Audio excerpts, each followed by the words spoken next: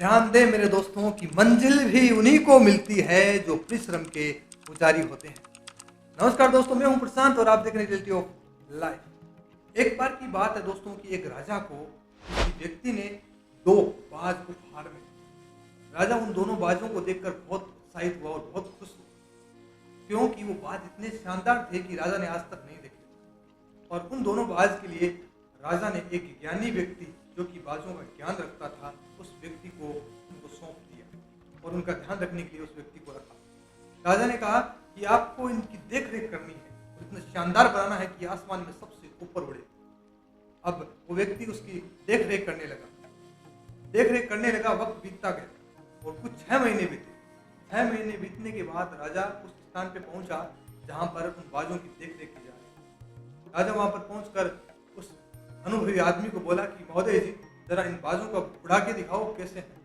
देखने में तो बड़े शानदार हो गए, बड़े मोटे मोटे और खूबसूरत भी हो गए हैं। इसका मतलब ये शानदार बाज हो गए, अब उड़ेंगे भी तक, तो आप इन्हें उड़ा कर दिखाओ।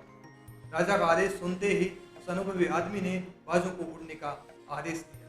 जैसे ही बाजों को उड़ने का आदेश दिया, बाज आसमान में उड़े। अब हुआ यूं कि एक बाज इतना आसमान में तेज उड़ा कि बादलों को क्रॉस करता हुआ चीरता हुआ ऊपर तक चला गया। वहीं दूसरा बाज थोड़ी दूर तक उड़ा और आकर उसी डाली पर बैठ गया जहां पर पहले बैठा हुआ था। अब राजा ये देखकर हैरान हुआ। एक बाज उसके साथ का ही था जो आसमान में चला गया, बादलों को चीरते हुए आसमान छू रहा है, तो वहीं दूसरा बाज आधा उड़ के वापिस क्यों आके बैठ गया। अब ये बात वो अनुभवी आदमी से पूछता, ऐसा कैसे हुआ। तब वो अनुभवी आदमी कहता है कि जी महाराज, मैं भी पिछले 6 महीने से इन दोनों पर बराबर मेहनत कर रहा हूँ। हालांकि मैंने इस पे ज़्यादा मेहनत की है क्योंकि ये उड़ नहीं रहा था ज़्यादा। तब राजा ने कहा इसकी वजह क्या हो सकती है। बोला वजह मेरे अभी तक समझ में नहीं आई, लेकिन ये उड़ नहीं पा रहे। अब राजा को अच्छा नहीं लग रहा था, राजा को दोनों ही बाज शानदार चाहिए। तो राजा ने क्या किया, सेनापति को आदेश दिया कि सेनापति, पूरे राज्य में ढिंढोरा पिटवा दो कि जो इस बाज को उड़ाएगा उसे लाखों मुद्राएं सोने की दी जाएगी। अब ये ऐलान करने के बाद ये प्रोग्राम शुरू किया गया और बड़े बड़े ज्ञानी विशेषज्ञ आए जो इसके बारे में नॉलेज रखते थे। अब लोग आए, एक दिन निकला, 2 दिन निकला, पूरे 7 दिन बीत गए, लेकिन किसी की मजाल जो उस बाज को उड़ा दे, कोई उस बाज को उड़ा नहीं पाया। उड़ तो रहा था लेकिन उतना नहीं उड़ा पाया जितना पहला बाज उड़ रहा था। अब ऐसे करते करते 7 दिन बीते। 7 दिन बीतने के बाद राजा भी अब थक चुका था। राजा ने सोच लिया था कि अब ये बाज उड़ने वाला नहीं है, क्योंकि ये उड़ ही नहीं रहा है। इतने लोगों ने मेहनत की फिर भी नहीं उड़ रहा है। बड़े बड़े विशेषज्ञ आ गए, बड़े बड़े ज्ञानी लोग आ गए, उनसे भी नहीं उड़ पा रहा था। बाज उड़ने वालों में से नहीं है। राजा अपने सेनापति को बोलते हैं कि आप ये प्रक्रिया चालू रखो, मैं अपने सैन्य कक्ष में जाता हूँ, थोड़ा विश्राम करके आता हूँ। राजा अपने सैन्य कक्ष में जाते हैं और सैन्य कक्ष में जो बाहर बालकनी थी उसमें जाकर राजा बैठ जाते हैं। अब राजा उसी बाज के बारे में विचार करते हैं कि बाज क्यों नहीं रहे, बाज की वजह क्या है। ऐसा सोच ही रहे थे कि तभी राजा को आसमान में 2 बाज उड़ते हुए दिखे और वो दोनों बाज वही थे। और दोनों बाज इतने तेजी से उड़ रहे थे बराबर में ही कि बादलों को छूते ऊपर जा रहे थे तो वापस कभी नीचे आ रहे थे और आवाज करते थे। अब ये देखकर राजा हैरान हुआ। राजा तुरंत नीचे उतरा और तुरंत उस जगह पर पहुंचा जहां पर बाजों को उड़ाया जा रहा था। राजा वहां पहुंच के बोला, सेनापति, उस व्यक्ति को बुलाओ जिसने इस बाज को उड़ाया। अब जैसे ये आदेश दिया गया कि आगे आओ जिसने इस बाज को उड़ाया। अब दूर से एक व्यक्ति आ रहा जहां से बाज को उड़ाया जा रहा, जिसके फटा हुआ तौलिया सर पे बंधा हुआ, गंदे से मेले से कपड़े पहने हुए थे। वो नजदीक आने लगा। नजदीक आके देखा तो वो एक किसान था। अब राजा ने उस किसान से पूछा कि आखिर वजह क्या है, आपने इसको कैसे उड़ा दिया, जबकि अच्छे अच्छे ज्ञानी लोग नहीं उड़ा पाए, आपने इसको कैसे उड़ाया।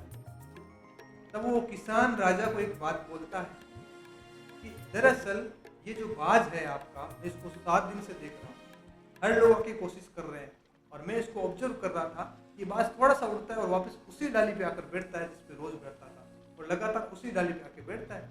मैं आया था खेत से कुल्हाड़ी लेके, तो मैं भी देख रहा था। मैंने क्या किया, जो जिस डाली पे बैठता था मैंने उसी डाली को काट दिया। अब जब ये वापस उड़ाए गए और जब उड़े तब एक बार तो वापस नीचे आया था ये बाज उसी डाली पे बैठने के लिए, लेकिन जब वो डाली नहीं मिली इसको, तब उससे वहां से वापस ऊपर की ओर उड़ा और इतनी उड़ान भरी कि बाकी बाज जो था उसका साथ वाला उसके बराबर उड़ान भरता गया और इतना ऊपर तक गया कि उसके बराबरी कर चुका था। और इस बात पर उस किसान को राजा ने लाखों मुद्राएं दी सोने की और वो किसान करोड़पति बन गया। दोस्तों, इस कहानी से हमें दो सीख मिलती है। नंबर एक, कि अगर आप अपनी बुद्धि का इस्तेमाल करते हैं और आप अगर परिश्रम और प्रयास करते हैं तो आप अच्छे अच्छे महाज्ञानी लोगों को भी कभी कभार पीछे छोड़ देते हैं जब आप अपना दिमाग का इस्तेमाल करते हैं, जैसे कि उस किसान ने किया। और दूसरी सीख हमें ये मिलती है, जो उस बाज की जो डाली थी, जो शाखा थी, वह उसका कंफर्ट जोन था, जैसा हम अपनी लाइफ में कंफर्ट जोन मानते हैं। कंफर्ट जोन का मतलब, जैसे कभी कभार हमें घर छोड़कर बाहर जाकर परिश्रम करना पड़ता है, मेहनत करनी पड़ती है, कमाने के लिए जाना पड़ता है, या कोई बिजनेस करने के लिए हमें रिस्क लेना पड़ता है, बाहर जाना पड़ता है, पैसा इकट्ठा करना पड़ता है। वो हम नहीं करके घर में रहकर सोचते हैं अभी तो ठीक है, पापा जी कमा रहे हैं, कोई दिक्कत नहीं, हाँ ठीक है यार, इस जॉब से 20,000 आ रहे हैं, बहुत है, क्या करना है, इतना तो आएगा। तो वो होता है हमारा कंफर्ट जोन, वहाँ हम कंफर्ट फील करते हैं, हम अपने आप को तकलीफ नहीं देना चाहते। वो शाखा जो थी, उसका कंफर्ट जोन था, उसको छोड़ना नहीं चाहता था। और जो लोग अपना कंफर्ट जोन नहीं छोड़ सकते, वो कभी भी सक्सेस नहीं हो पाते। इसलिए कंफर्ट जोन को त्यागना सिखाया उस बाज की शाखा। जब वो शाखा काट दी गई, उसने अपने कंफर्ट जोन को छोड़ दिया। जैसे उसने अपने कंफर्ट जोन को छोड़ा, उसने आसमान को छुआ। ठीक उसी तरह अगर आप अपने कंफर्ट जोन को छोड़ेंगे तो आप भी एक दिन आसमान जरूर छुओगे मेरे दोस्त। आई होप दोस्तों, इस छोटी सी कहानी से आपने बहुत कुछ सीखा होगा। मैं हूं आपका दोस्त प्रशांत, इसी के साथ मैं आपसे विदा लेता हूं। उम्मीद करता हूं कि फिर मिलेंगे। सभी का